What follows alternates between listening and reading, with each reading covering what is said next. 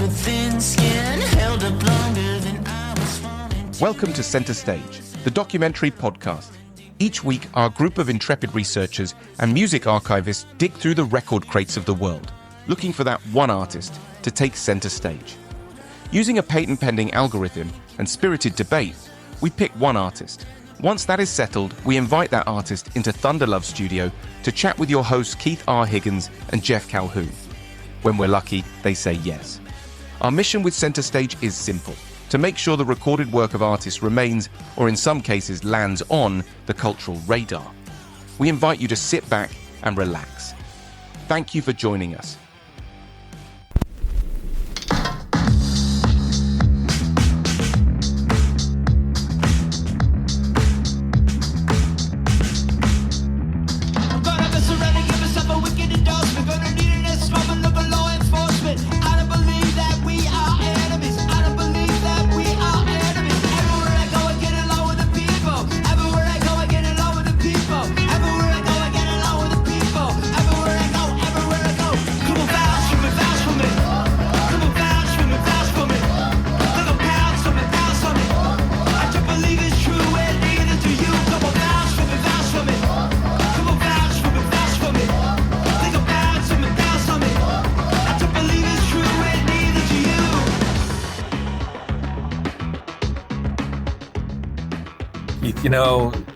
In school, they teach you that the core questions of journalism are the 5 W's and the H. You're supposed to ask who, what, when, where, why, and how. And I think you can ask that question about this band. The ladies of. The ladies of who? The ladies of what? The ladies of why? The ladies of how? We will explore it. James Hall, very interesting man who flirted with rock and roll superstardom in the 90s. He opened for a lot of different acts, either as James Hall himself under his own name, or several different bands out of the Southeast, out of the Atlanta area. Great stories, great history, great music. Interesting dudes, I think. How would you categorize the ladies of music? I have a hard time putting a finger on it. It's straight up rock and roll as far as I'm concerned. It is rock and roll. Yeah, it is core rock and roll. Yeah. And I might even hesitate to put a specific subgenre on it past that. But interesting lyrics, interesting guys, and not just James. James isn't the only interesting dude in the band. No, not by a long shot. Very Southern, I think, but I wouldn't call them Southern rock. Absolutely not. That belongs to Skynyrd and other bands. They're not Southern rock, but they are Southern, and they are rock. We should talk about it. We should. Let's do it. Here's our conversation with the ladies of, featuring James Hall. We're off and running. All right. Wohane Blade and James Hall of the ladies of. Now, help me out with you. We had a band called Knights on, and I think Keith and I agreed for a very long time that to name your band Knights is one of the most challenging things you could call a band when it comes to Google. You guys may one up that in terms of most challenging band name to Google. Thank you. We worked hard on that. This is our second success. James and I discovered back in the around 07 and 08 that on a URL you can't put a slash. So we had a band called Player/Commander. There's another band out there. AC, what are they called? AC/DC. They had a slash too. So we put that up in that URL, and it took it way off the reservation. And all the technical people said, you cannot put a slash in a URL. And I was like, what's a URL? So that was number one. Number two was sitting around thinking of the ladies of, first of all, because it's a bunch of fellas. So automatically we got to take the left shoe and right shoe and swap them up. And we thought the ladies of, when somebody gets cut off in a sentence, like, he dropped the call. So it was the ladies of, and then we have the ... By the way, that ... does not help anybody out. And to get even deeper, our admin people, because we have like admin, publishing, lawyer type people, they hate it because it's it frustrates them to no end. It does because there's like when you register for things and you try to do the ... it'll trick out the stuff. And then, then what happens is you have to kind of let somebody know, hey, we're kind of trying to be cute here and it didn't work. It's when you misspell something and spell check gets it and you're like, hey, I'm trying to be clever. We're all used to that, but like a run-on sentence with syntax in a zeros and ones world we live in now, that can easily take a GPS and you're in Bangladesh before you know it. Unintentional. So Yeah. I try to blame a lot of that on James, but there's another couple fellows in our group that thought of. Now we weren't for this. James and I were opposed to this. There are other people made us do everything I just said. I've seen it written as James Hall and the Ladies of Music. Did it get truncated at any point? The music part, again, from what we understand, is because of the claiming. There's a ladies of. There's also another thing we've run into is, which I was unaware of, but you bump into them later on, is the Condor. What's the Australian comedy group? Flight of the Conchords. Yeah, they have they have a ladies of thing that's a big deal, and then there's a lot of ladies of clubs. So whenever you do try to search us, it's never convenient and never friendly, and sincerely, it backfires as far as like marketing. Like we're going to fire the marketing team, which well, it can go anywhere, and I mean, and so we're kind of having a manner of speaking to come to peace with that being odd. However, I mean, for us, the music is good and the process is enjoyable. But there are moments where we get a little bit confused because it could be ladies of could be linked up to a commissary in a Mississippi jail for women. So I mean, it could go anywhere, and so we're continuing to return to it and continuing to view it and review it in a way that's mind expanding too as well. Yeah, the other version would have been to call it Stun Nuts, which is STUNNUTS. Same in, same out. Keith, I feel like you could be a resident expert on women's penitentiaries in Mississippi. It's the algorithm. Yeah. James, let's take you all the way back to the beginning of your musical career. Let's go all the way back to Marry My Hope. I think as a performer, your delivery, your onstage presence, your energy. Had you grown up into hip hop, I think you could have been one of the Beastie Boys. Had you grown up, dedicated to punk, you could have been Iggy Pop. You ended up with a sound that is unique to your own. When you started Marry My Hope, what were those influences when you first started making music? Well, I mean, so my musical awareness started pretty early, frankly. I believe I got to Nashville in 75. We moved late in 1975 from Houston, Texas, where I was from. And as a kid, I heard Elton John. As a kid, I heard, Eric Clapton, redoing I Shot the Sheriff and things like that. Those were kind of floating around the neighborhood. But it was when I got to public schools in Nashville that I started meeting kids that were kind of talking rock and roll and rock music. And it was an interesting time because on radio in Nashville, really, it was country. There was classical at the left of the dial. There was Vanderbilt Station in Nashville, Tennessee, that was doing, they would do deep cut classic rock stuff. But there wasn't a whole lot that would be of the 70s classic rock tint.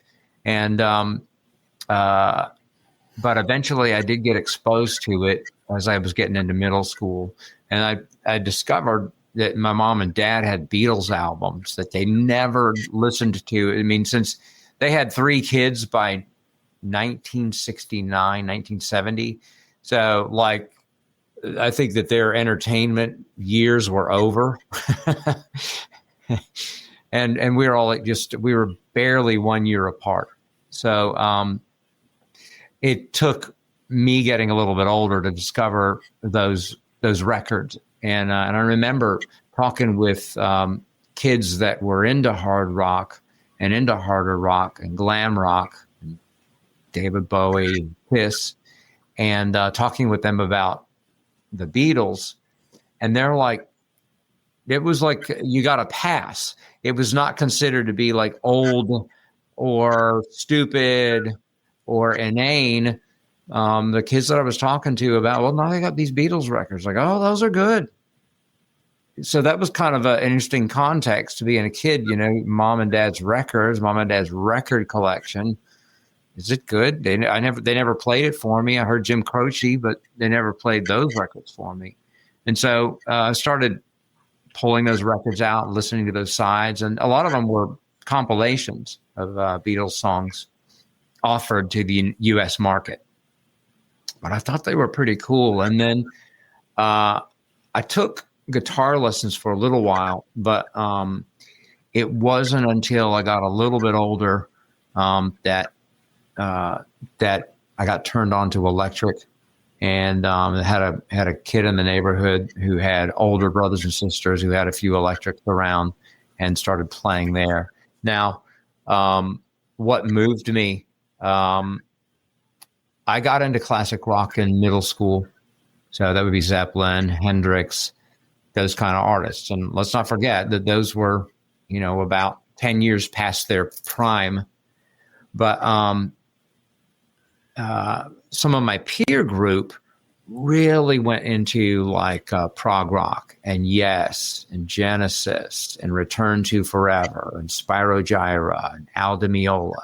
Stuff that was like way too much for me, because I was happy with Highway to Hell,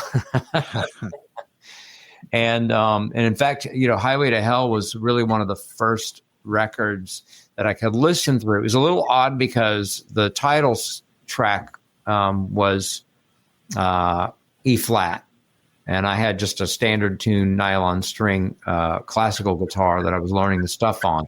But most of the rest of the record was standard tuning, and I could kind of play along with Girls Got Rhythm and play along with Walk All Over You and Night Prowler. Just a fantastic album. And really, it's a pound for pound one of AC/DC's finer moments, because the songs were quick to the point. They didn't have a whole lot of buildup. In fact, they didn't really need a whole lot of buildup. You're laughing over there, but that record was monumental for me, because when I played a G chord, it's like, oh, okay, that's a G chord, and then so the world made a little sense. Because other than that, I didn't really have anybody to kind of set me straight on stuff. Oh, it's an A minor, you know. And so when my friends turned left for more of the prog rock and more of the jazz rock and fusion stuff, I had other friends that said, hey, well, you should check out the Police. I had other friends that said, hey, you know, it's a band from Ireland called U2.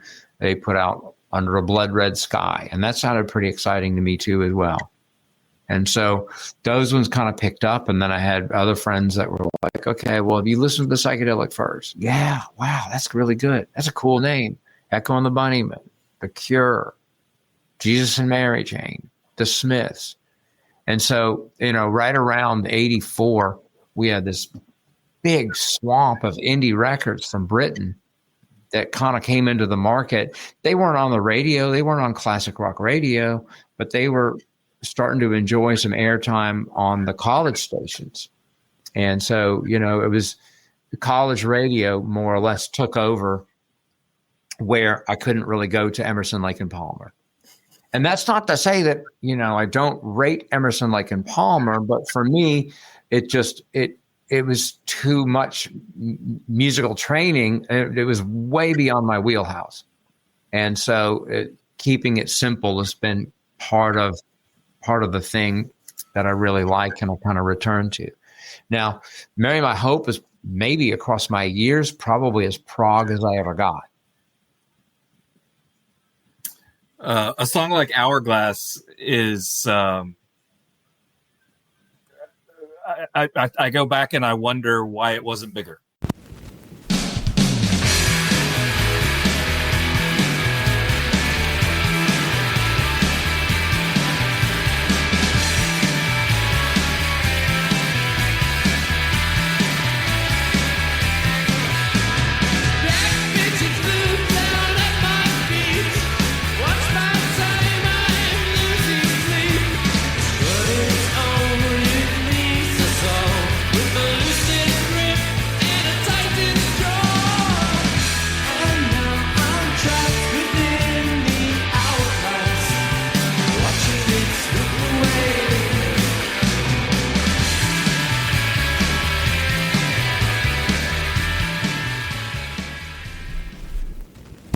Well, thank you. And I'll say this.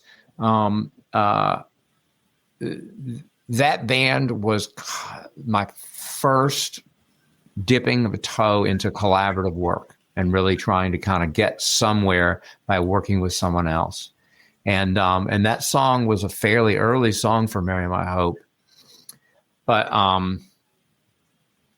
it was only when Clint, the guitar player in that band, played me a live cassette of us playing that song that I started to hear it differently. And he's like, well, I think that you could rewrite the lyrics and get a little bit further into it for it. And so that's kind of what we did. We reapproached it that way. And but it was a funny thing because it was a recording at a punk club here called the Metroplex. And I remember at times there can be, as a musician, a dissociative effect of listening back to a tape, to a rehearsal tape, or to a live recording, because there are moments when I hear it and I am way outside of the critical mind at that point. I'm just enjoying it. It's like, who is this? I don't even know who it is. And Clint says, this is us. This is really kind of groovy. See how kind of it's grinding along? Wow. Never thought of it like that. Okay, well, maybe we should revisit it and take it a little more seriously and rework it a bit. And I'm really glad that he had our really truly he was the youngest band member in that group. He had the artist vision. He absolutely did. And so I appreciate him kind of holding that to me. Now, as far as like commerciality, commercial viability, I've thought I've had a good idea about what would work and what wouldn't work. And I don't necessarily know that I can read the marketplace so good. There are times when I can hear something like, I don't know, Soundgarden's Super Unknown record and go like, yeah, this will probably be the single. This will probably be a single. This will probably be a single. But in terms of like making those judgment calls for my own work, I've kind of gotten out of that business, largely because I don't know how this music hits somebody else. I don't know how it hits the listener. I know how it hits me. After Mary My Hope had run its course, you spent most of the next decade publishing just under your own name, under James Hall. Had some pretty big records, Pleasure Club being the last of the big full lengths. A song like Honky Time from that era of your career, Yeah. Another song that I look back on and go, I could easily picture this on commercial radio getting prime time spins.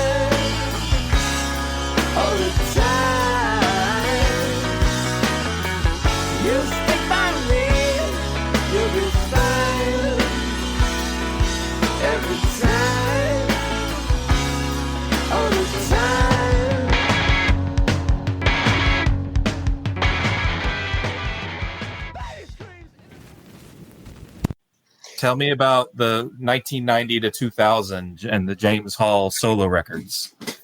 Well, so those ones were largely kind of a back to the drawing board era for me. Marry My Hope had run its course throughout that time. And that was, it took me from age 18 to 22. And over those years, I got turned on to a lot of interesting stuff. So there's a lot of underground stuff from Australia that I got turned on to, a lot of stuff from Britain that I got turned on to. In fact, the label head, Andrew Lauder, our label head at Silvertone Records, which signed the Stone Roses, had us meet the Stone Roses when we flew over to record. And we're looking at all four of them with their bowl cuts. And Clint looks at me and says, "It's kind of like meeting the Beatles, isn't it?" I said, "It's kind of like meeting the Beatles." And but he also arranged for us to go to London Polytechnic and watch the psychedelic new band called Spaceman 3. And that was also mind expanding too as well. And then I forget how, like, I got turned on to Japan.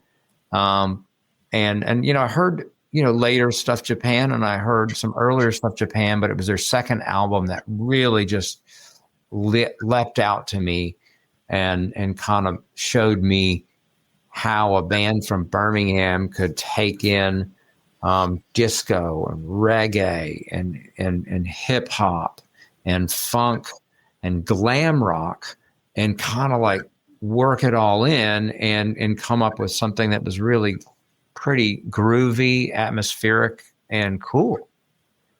And then I remember at some point, I'd heard Nick Cave, and I really did like his record, a Homestead release called Your Funeral, My Trial.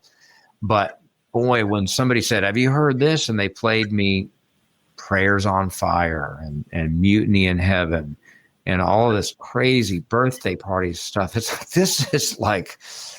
this sounds like Duran Duran got put in the back of an ambulance and sent to hell and got turned around and ended up back on Earth. Because they had this kind of pretty boy presentation thing, but it was pretty twisted cowboy kind of stuff too at the same time.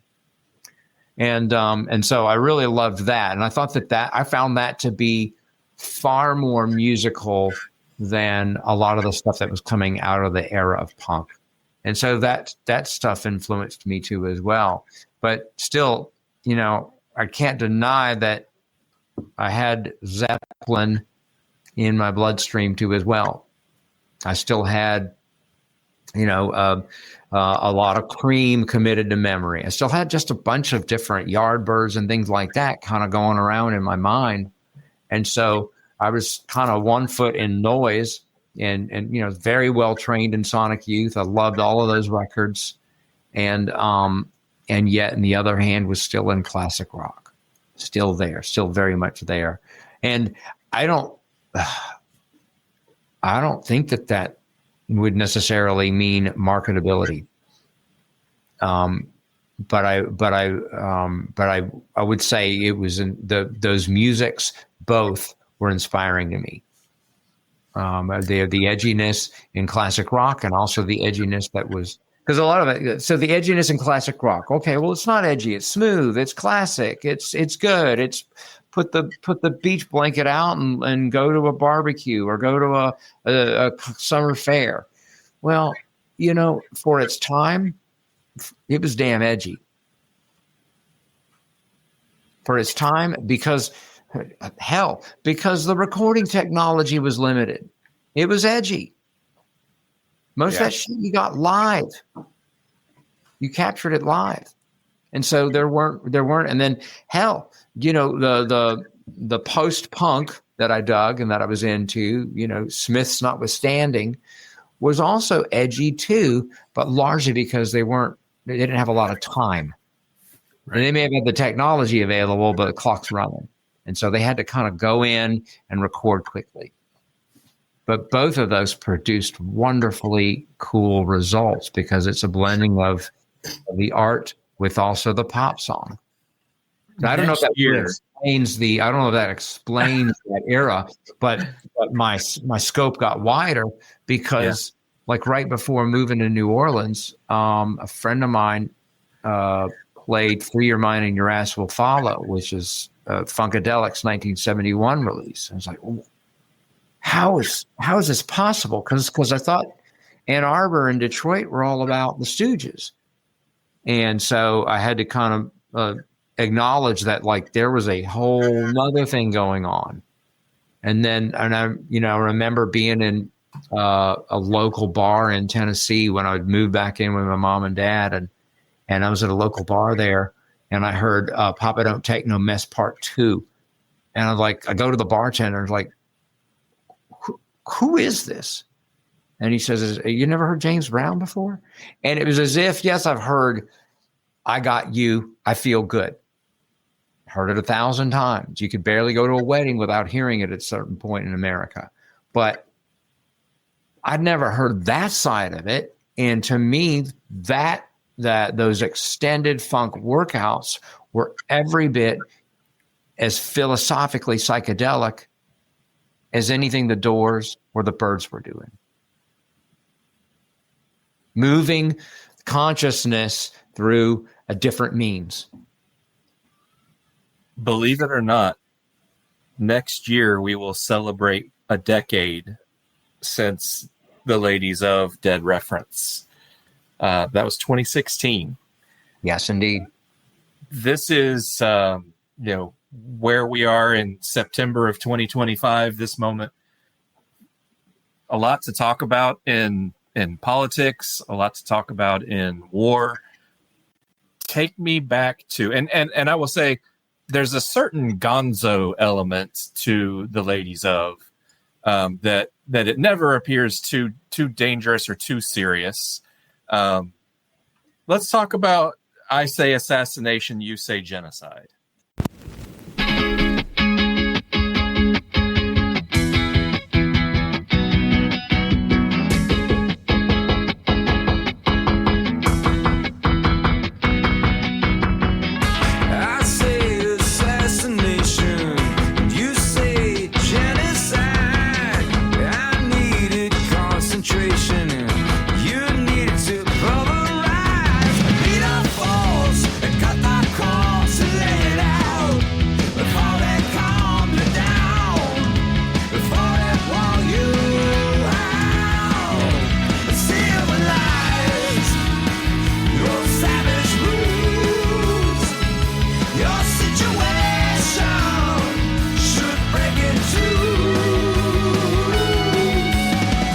I need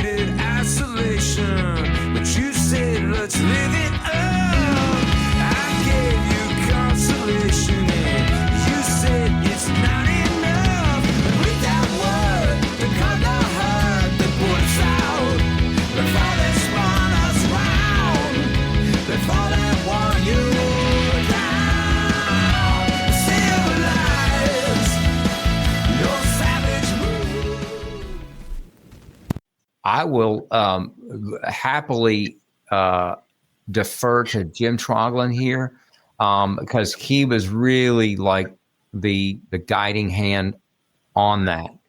But it was explained to me in the context of a band member of ours from Player Commander, known as Robert John Fuller, and he would invariably show up at times late. He had a lot going on. He was a man with a lot of irons in the fire. Show up late. He was armed. He had a gun in his boot, and he had real tight jeans, and he made sure his hair was spiked, and he would plug in, turn all the way up, and play beautifully in the wrong key. And and we loved him for that. But it was at times when Jim was trying to gently guide him. Look, like I said, assassination. I need you to get up there on stage, play your guitar, bring your star magic, and pick out key people in the audience to work that magic on. I don't want you to annihilate everybody that paid money to get into this club. And so that's kind of where that's where a lot of the mindset of it goes, is that it's a disagreement between, two characters in the song, one being a person who is actually really aiming and the other person who's just spraying bullets everywhere. And then one person that believes that solitude is better than partying. One person that believes that, consolation is better than support. So I think it's a brilliantly written pop song, but it was really Jim who was trying to describe to me where he was coming from for this. And so that a lot of these songs, especially the stuff that kind of comes from the Player Commander era, because I think that one is Player Commander aged Jim Troglin. Is that? Oh, absolutely. And it also mirrors The Hole of the Moon by the Waterboys. Because it says, I pictured a rainbow, but you held it in your hand. So I say assassination, but you say genocide. I needed consolation, but you needed to pulverize. Like, let's be cool. Like, no, let's kill everybody.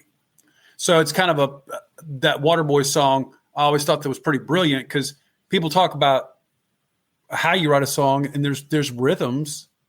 There's a lot of, when I say rhythms, like a lyrical rhythm, like he says tit, I say tat.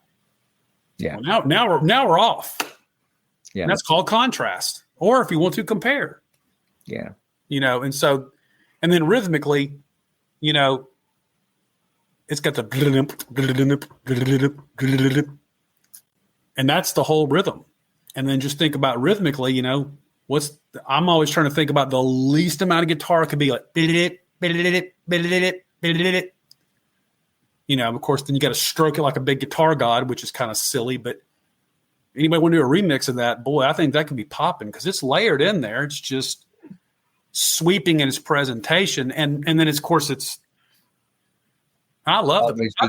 It sounds like big alternative rock music, which that's what it was supposed to sound like. But there's a gallop in there, which is awesome.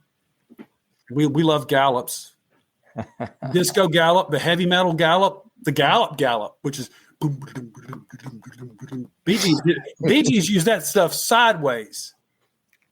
A lot of the gallop's been part of it. So those were things we incorporated. And of course, for the record, since we're on the record, it is an extraordinary privilege to sit down and play a song like that for James, and then for him to take it into the stratosphere as heard on that record. And equally, our man Jack Massey did a poppin', just that gallop I mentioned, he took it over the top on the chorus. So there's a saying that Jim has paid a compliment to me a few times over the years, and I was thinking about it this morning, in fact, and he just said, there is not a stack of furniture that I can deliver to you that you're not going to balance a chair on the top of. There we go. And I appreciate that he's wording it like that, because it seems almost like satanic in a way. Oh yeah. Or just kind of esoteric. Like, okay, what are you doing? But no, I'm going to stack this chair up there. Really? Because isn't that happening enough? No, want to go one higher. And that is a great. It's I think it's fun to work that way. And I'll say this, like, fun is absolutely a big part of what this band is. It's the language that this band has: fun and love and respect for each other. And there was we were sitting in Charlotte, North Carolina, at Robert John Fuller's house, and he starts playing me this song called "Hard Girl," and starts playing the rhythm. He's like, it's got this kind of like heavy metal gallop to it, and some of the lyrics will start coming, and we start writing it down. Keep blaming me like it's something new. Keep on shaming me. It's what you do. And so I started realizing that, even early on in this band called Player Commander, we were moving items that might have been held in poor taste by a former version of myself, and having a look at it and actually going, okay, well, really, is it? And so, it's not doing something, purposely in poor taste. It's actually pulling items out from the past, or pulling items out that we had looked at one way and examining it again. And I was pushing 40, I was 39, probably 38 when we were doing that song, and looking at it and going, heavy metal gallop, really? But after a while, we start realizing that, okay, well, it all works. It all works in context. And we didn't invent the heavy metal gallop. No. Thin Lizzy invented it. Wire Train invented it. There's countless bands. Iron Maiden invented it. And so surf bands use it. Surf bands invented it. Without the gallop, you don't have Heart's Barracuda. So exactly right. So same gallop. There you go. And also you can soften it and deaden it. And that's what he's referring to in that is Hard Girl is falsetto, Bee Gees sounding song. When I say Bee Gees, I'll be careful with that. But but you taking the furniture and turning the furniture upside down. Everybody thinks the furniture goes this way. Like, well, what if you turn it upside down? I don't know if it has a purpose, but we can see what happens if you flip it upside down. So a lot of that's just taking the stuff that's what James is referring to is the interpretation, like that it fits in a certain genre, when in reality, you could take that genre and flip it around. We all know that now, because that's how everything, that's what they also call innovation. Yeah. But we were in our minds, we never really considered doing something with a song like that. And so that's what kind of keeps it kind of interesting, at least for me. I think that I'm an ardent fan of Brian Eno, and he talked about, being in the studio with musicians and highly trained musicians, and like between takes, the guitar player will play like a lead fill or like a blues scale or a scale of, what do they call it? Mixolydian scale or something like that, because that's his orientation and that's his context. He says, but in Brian Eno's own words, he's like, I don't do that because I think I get a lot more interesting results assuming that I know nothing. Roll tape. There's, I love this analogy of how you arrange furniture in a room for the style that you ultimately arrive at musically. Let's talk about a different configuration of furniture. When you hooked up with Casper Von DJ, there's a remix of We Are the Woo Woo. It's called the Black Hand remix. And there's a very popular pop group right now called Fits in the Tantrums. And when I hear that Black Hand remix, it's like the darker, gothic, brooding version of Fits in the Tantrums. It's this hugely successful pop number, but with kind of a closeted dark side to it. Love's the only thing you can bring, truly lasts forever.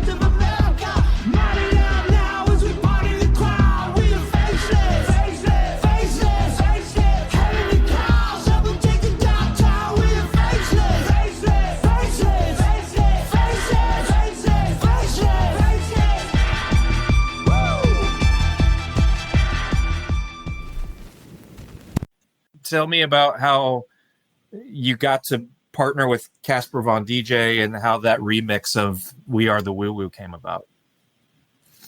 James, well, first of all, Money Grabber, the Fits in the Tantrum song. I don't know what year that came out, but boy, I lost my damn mind. Yeah. There's a lyric in there about something that Roman Glick pointed out to me, the lyric, which was fantastic. He said something about you're still a dime bag whore or something like that. It's got something like I'm not taking your advice, you cheap ass whore. I don't know what it is, but you're still a money grabber. Big shout out to James Wall and Tommy Black in Los Angeles in the Viper Room for all those folks. There, James Wall, I believe. James, we have a James Hall and a James Wall. There's many of us. We are legion. We have a James Wall who is instrumental in all that we do. And Jeff Tomei and James Wall and Casper Von DJ produced that song. And one of the best parts about a lot of this, and we're so grateful that you guys ask, and this is the best part of this, James Hall and I had nothing to do with that. Other than we were as giddy as anybody else when it popped off. And I remember when I first listened to it outside of a converted church where my wife was taking a yoga thing, I was woo, woo, woo, woo, in the car, and people like looking, I'm banging the car. My wife's like, turn that shit down. And I'm pumping it. And I just ran my head right to the front windshield. It's I'm my own car. And I had to put new glass in my car for running my own head through the windshield. That's how popping I thought it was. Yeah, I love it. And I love the approach to it. I love the fact that it was really vocal heavy. And so when we were listening to it for the first time was actually after we had just completed a set at the Viper Room, and Tommy Black queued that up and was playing it, and to me it sounds like there's a bunch of kids singing like "We Are the Woo Woo." It sounds like not just me, but a bunch of me's, or very, very high voiced singing going on that lyric and on that chorus. And I'm very, very pleased with that, and still happy to play that song. I play that song in a room full of folk musicians, and it still works there. So, it's not produced the same way, but I mean, it's basically the same kind of thing, of a simple idea. And I remember thinking that like the mask era and the dubious prospect of putting on masks in order to protest, along with the dubious prospect of espousing baseless claims, woo-woo claims. And so it's kind of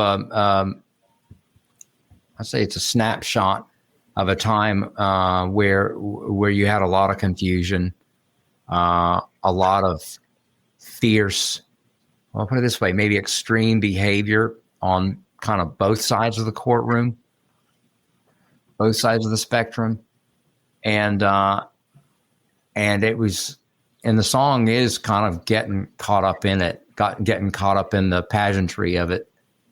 So, I'll tell you what, so James Hall penned all those lyrics 100%, 1,000%. We have different factions and different ways we do stuff, and we're very comfortable with how we're doing it. Very grateful we have this bananas type way we get it done. And it's a privilege because when he kicks all that stuff out, then I get to go, oh, yeah. But see, I see it as in, what if you look at the extremities, and I don't want to use geographical relevance or referencing what they would call the left, the right, beyond all that. But if you're looking out there, quite often in nature and then in mankind, sometimes you think, okay, it's an even playing field because I can see what's going on. And so far throughout mankind, for most of the part, it has been, based on historical movements, which would be conquerors and imperialism and colonialism and things where like you get mowed down by something superior. So I've often thought as we are the woo-woo. I thought, what if something showed up that was more freaky than all of it combined? And it said, no, we're in charge. And it's preaching universal love.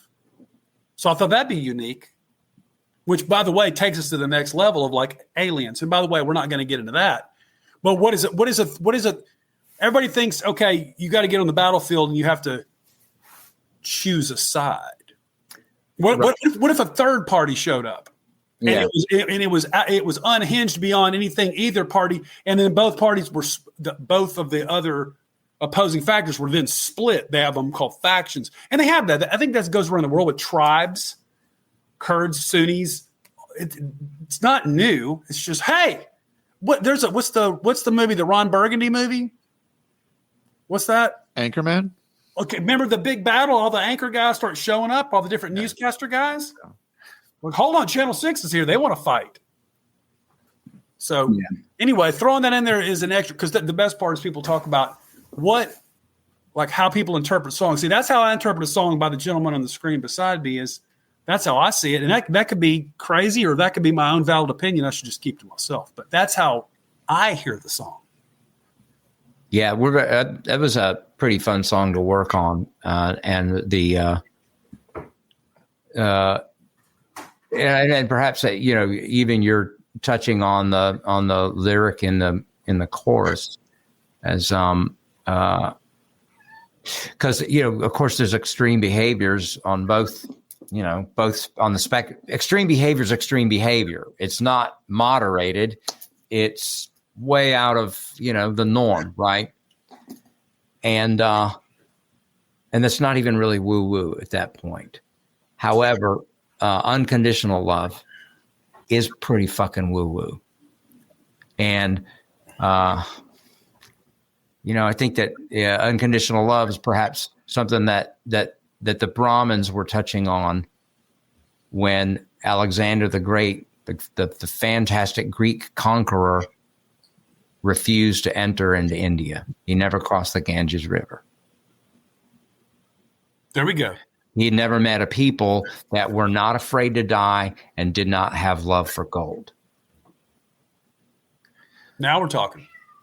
Well, let's talk some more about love. 2017, Afghan Wigs featuring James Hall. There's a song, "You Want Love." I assume that's James Hall, you.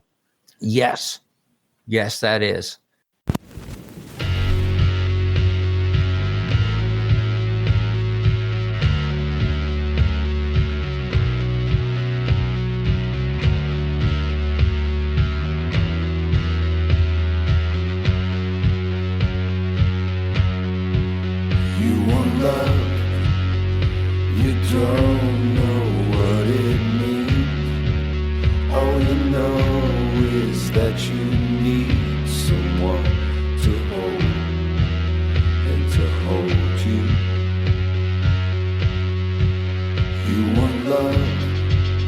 Did you think that love would find you? Come and break those chains that bind your heart and soul and make you whole. You want love. You want love. You want love. You want love. You want love.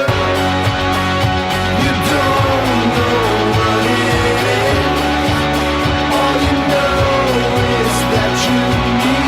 know what it is. All you know is that you need someone, and then they take you home. That was a song on Pleasure Club's second release, and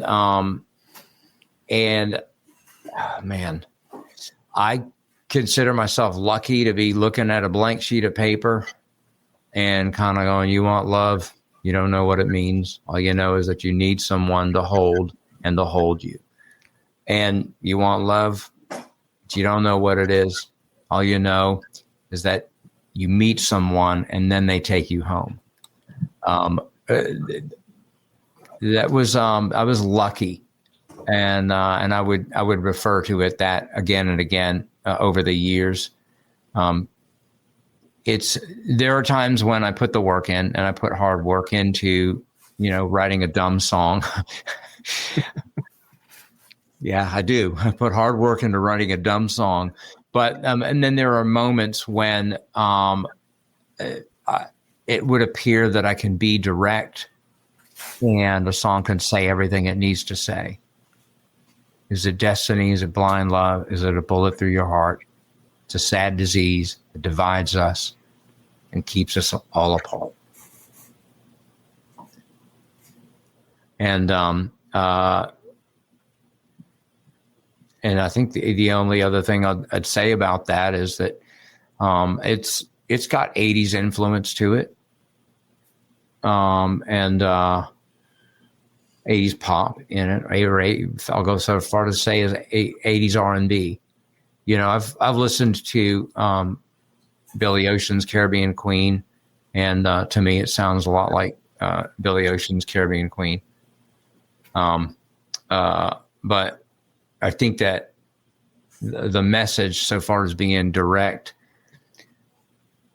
was probably worth saying. But I consider myself lucky to have said it. There are times where I look at a line, a lyric, and I look at it and it's like, damn, you are just lucky that happened to rhyme. Because otherwise you'd have forgotten it by now. So it is a balance, I believe, a balance of both kind of luck and then also a balance of kind of just doing the work, showing up for it, showing up to write. So, but yeah, I'm happy with that song, and I love that Afghan Wigs covered it. They covered it right around the time that David Rosser, who is from Alabama, had died from a very, very aggressive form of cancer. And he probably died a year after he came off the road with Afghan Wigs, but he had gone into the doctor because he felt like he had injured his back, and he was off from the road. He could go in and get to see somebody, and they said, no, you got a lot worse problems than that. And so I think that both Greg and Dave Rosser, as members of Afghan Wigs, connected with that song in a neat way, in a unique way, and so they released that, and it was a big honor. Big honor. You referenced Alabama. I don't want to get too inside baseball, but I am pals with James Wall. I have some reference point into your bass player and some of the way the band operates. You're not exclusively an Alabama band. You guys are kind of scattered across the Southeast. James, do you live in Atlanta? I live in Kennesaw. Okay.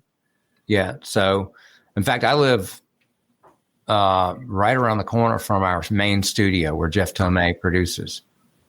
The Cock of the Walk Studios up here in Kennesaw. Jack, who did graduate University of Alabama, lives in Brookhaven, and we normally rehearse there when we are doing Georgia-based stuff. If we're doing New Orleans or Birmingham or Huntsville stuff, we'll go to James Walls in Birmingham. And but I would say that perhaps the main theme in common is Alabama in this particular group. And I think that there's really a lot to Alabama. Oh, yeah. So it's,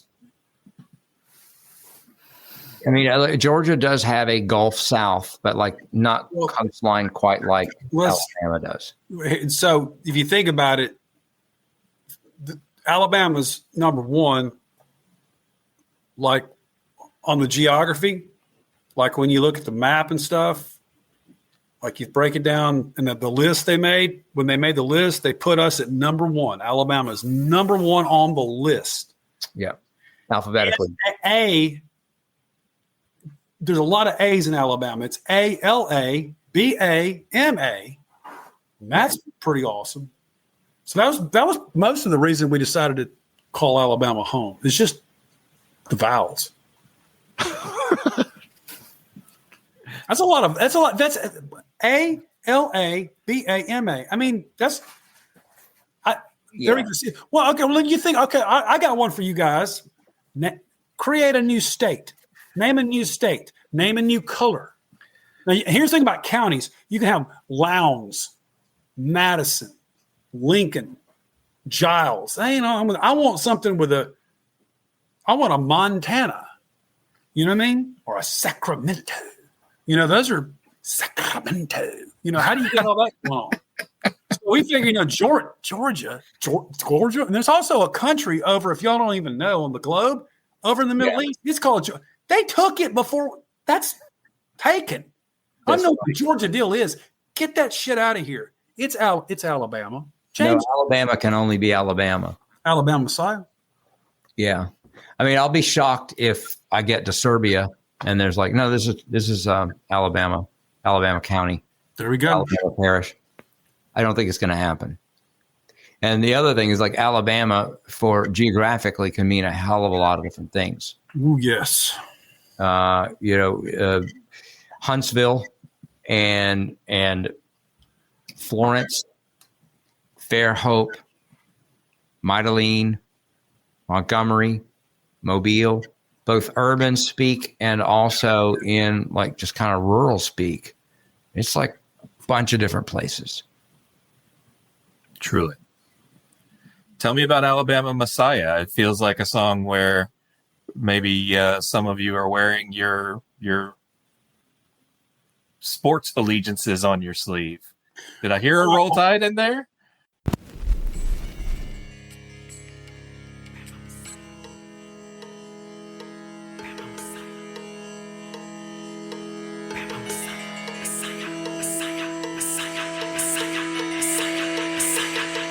If you scroll up and I roll up and you know I roll tide. If I'm looking like I look, I've got that look in my eye. We love our neighbors, the dirty instigators. Our neighbors love the haters, every time they play us. Even if we talk about it, it's not gonna go away. I guess I better stand it till I think of something I can't say.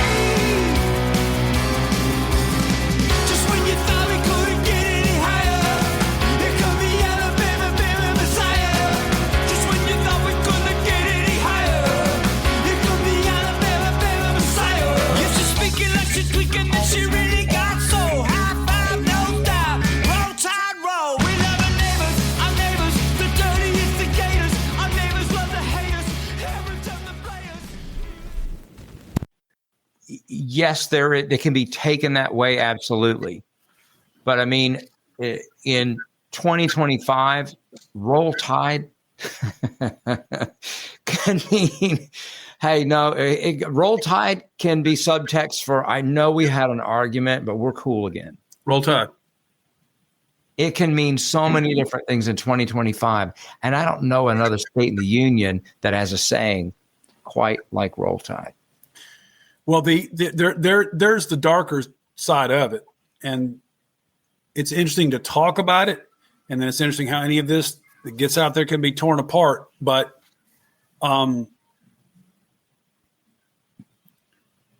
it leans into the darker side, which I have to be careful about not getting too caught up in. But since we're going on the record, let's do it. Let's say somebody goes on a mass killing spree. When they arrest them, they say, Roll Tide. Let's say somebody's at a fancy country club holding their pearls. They could also say, Roll Tide. You got both of those in Alabama. And that's pretty extreme. My son coming to out of anesthesia, first words out of his mouth, he was 17 years old. Roll Tide. Where does that come from? I think it's in the water. Yeah. And there's a heavier behind the scenes impact, because when you talk about Messiah, you know, that Hebrew for the chosen one, we do our research. And then also Roll Tide, Crimson Tide, having all sorts of Judeo-Christian connotations to it anyway. Even if it's, bloody. Correct. So it's part biblical. And then what's cool about it is, for those, spoiler alert, is we try to frame it as a sports anthem. Has ESPN come a calling Hey, yet? baby, come on. And we knew it wasn't going to work because it's 100 miles an hour. And but at the end, it does have the whoa, whoa, whoa, whoa. That part's okay. I think it's musical enough, and I mean, either people will embrace it or they won't. We've done the work. We've put the work into it. And yes, am I aware that there's a few disses in there? Yeah, of course. Yeah, we did. We were hoping it could kind of spark some controversy, because we do call out Memphis, Nashville, the whole Florida panhandle. We lump that into one category. That's just because it says, what is it? Panhandle, top scandal. Yeah. And then Atlanta, wrong channel. So we're trying to get canceled, but it's still not there yet. We haven't hit the sweet. We're semi-canceled. I will say this before. How about this? All right, this on a serious note. We've played this before.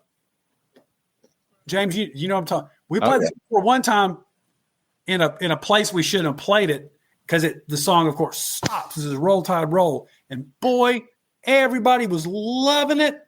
And then they heard that and the fingers went up. And it got rough. And we were playing a second show in the same southern city that night, because we did two shows, like a matinee type thing. And we changed the lyric the second show. Yeah. Out of fear, because there was a different audience and they were a hardcore. And like we were, we bowed down. We probably shouldn't. Maybe we could have taken a beating, but it could have been. It was also. It could have been like unnecessary. How about this? It could have been unnecessarily antagonistic for some guys with gray hair to go out there and go, "Hey man, we're going to come to your town," And so we changed a little bit. But we've thought about, like, unless we play that in a friendly territory. And one thing from what they call a marketing standpoint, it is a very selective scenario, because it talks about Alabama. So, it does have borders. So when you look at it that way, it's kind of clever, because it singles out an audience, or it singles out an audience, or either you're in or you're out. So kind of works. You're probably going to have a tough time working it into set lists in Knoxville, Tennessee. And by the way, those are the battlegrounds. And the thing about it is it's almost as, do we want to do that and be that? And It's not that we want, but there's obviously you guys know how contentious those situations can be. So, we do think about those barroom brawls, like, we're trying to stay out of them, but they're real. Somebody hears something like that, say, "Hey, you're drunk on gender fluid." Yeah, I'm an alum of Western Kentucky University, and we don't really enjoy, any sayings like "Roll Tide, roll." We're the Hilltoppers. Yeah. Not much to see there. No. And so, that would be perhaps a stretch for me to be crazed in my allegiance to my alma mater. There is over the course of, is it 5 full lengths now? And a number of different singles. When you look at the artwork, there is a recurring theme of black and this really like hot, not even Barbie, more neon pink. Yeah. Tell me about black and neon pink as sort of the color of the uniform for the ladies of. One of our founders is a gentleman named Jack Massey. He also plays the drums and does a bunch of other stuff. As we were embarking upon imagery, he has an associate named Tim Engel. I believe he lives in the part of the United States known as Ohio, I think. I've never spoken with Tim in nearly 15 years. I've texted with him a couple of times.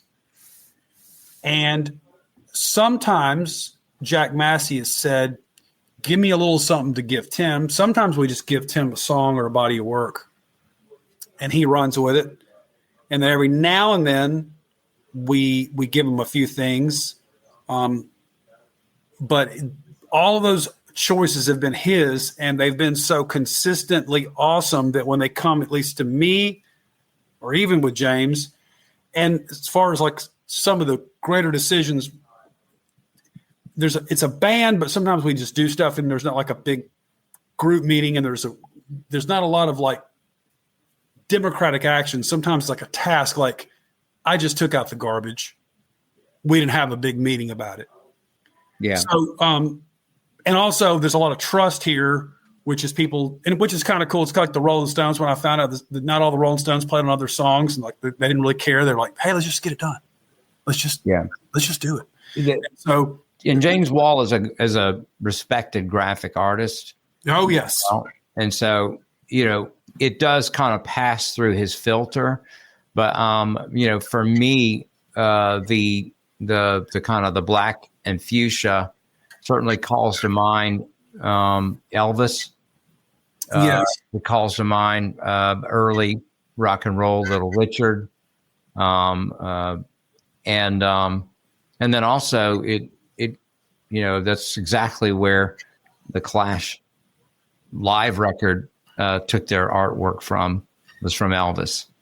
And so, I think it's a theme that works with the music that we're releasing and the stuff that we're doing.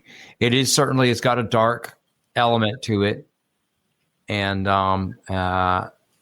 the ear gauge and calling something a dead reference. Those are, we're really interested in wordplay, and we're really interested in kind of loading the titles if we can. I'm a big fan of Depeche Mode, and I think that they've got a lot of consistently loaded titles, and I think that in a manner of speaking, that works for us too.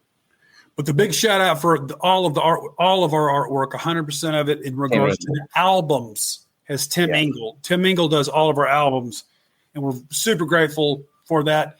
And James Wall does all of the other artwork, which is extraordinary. And we're fortunate that we have an insider with him, because he does incredible work. And he also is the foundational writer of We Are the Woo Woo. All that came from James Wall. So he's a major player, along with Mark Patrick and Jazz Gillette Roman Glick, Jeff Tomei, Glenn Schick, Jesse Dupree, Sam Smithwick. It's a wide array of characters here. Sammy Smithwick. Totally. It's an incredible cast, guys. We're right at an hour, so thank you. We really appreciate the time and the insight into the songs. Getting to know you guys a little bit. Absolutely awesome. Well, thank you. Thank you for helping coordinate this. Absolutely, guys. And also in an age where this kind of forum didn't, because parting thoughts is, we all laugh about it, and I'll say it and we'll all laugh in a second, not because I'm saying it, because it's true. But what you guys do and provide is legitimate because it's a long form investment, kind of like an album. Because now the flip side of what we do is what's called short-term snippets that makes you wonder, like, would Neil Young been good at TikTok? Would Joe Strummer have been good at TikTok? Hold on a second. Are you following Joe Walsh? Jeffrey Lee Pierce from the Gun Club. Hang on. Before I go on stage, I got a tweet. Get it. So that's where we are, guys. And so this forum does work because at least if anybody wants to invest, and what's interesting too, because we've all heard this about a podcast, which is ironic, is a lot of people want this. So what you guys are doing is a service, not because we're here, but because of anybody, that if anybody wants to otherwise it's a snippet of us trying to get somebody's attention. Yeah. Which is vastly different than us having a conversation about some stuff. So know that what you guys do is very respectable and relevant in the sense of sharing something as opposed to the opposite. Because I guarantee you, if Joe Strummer or Neil Young had to choose between posting regularly for the next month or maybe spending a few moments just talking to you guys, I think they want to talk to y'all. Well, thank you. Yeah. Thank you very much. Yeah, appreciate that. We hear it. We hear it time and again from fans of the show that there is an audience for the format. Without folks like you, we got nothing though. So thanks again for the music and the time, and the stories. Appreciate all of it. Roll Tide, baby. Thanks, guys. Good night, gentlemen. See ya. Take care. Bye-bye. Many thanks to the ladies for sharing their story. This episode of Centre Stage was written and produced by Keith R. Higgins and Jeff Calhoun. The show was recorded at Thunderlove Studio, where it was engineered by Daphne Morris, with help from Penetration, edited by Vic Titball, with help from Clem Fandango. Our theme song is Cynical by Jaguar on Mars. You can stream Jaguar on Mars wherever you stream your favorite music. You heard the following songs during this podcast: Vouch for Me, Hourglass, Honky Time, I Say Assassination, You Say Genocide, We Are the Woo Woo, You Want Love, and lastly, you heard Alabama Messiah. You can stream the ladies of wherever you stream your favorite music. Be sure to check out the show notes for links to the band's Bandcamp page. Please remember to support independent music. You can stream the ladies of wherever you stream your favorite music. original music by Mike Pellegrino. If you like what you've heard, please remember to subscribe and leave us a rating. It helps other people find the podcast. Thanks for listening. Grazie. Bailey Leaf, Rob Janicki, Mike Pellegrino, Farina Vella, S.W. Loudon, Michael Janicki, Peyton Janicki. This show's executive producer is Lulu McGillicuddy and is in the loving memory of Lucas Thunderlow.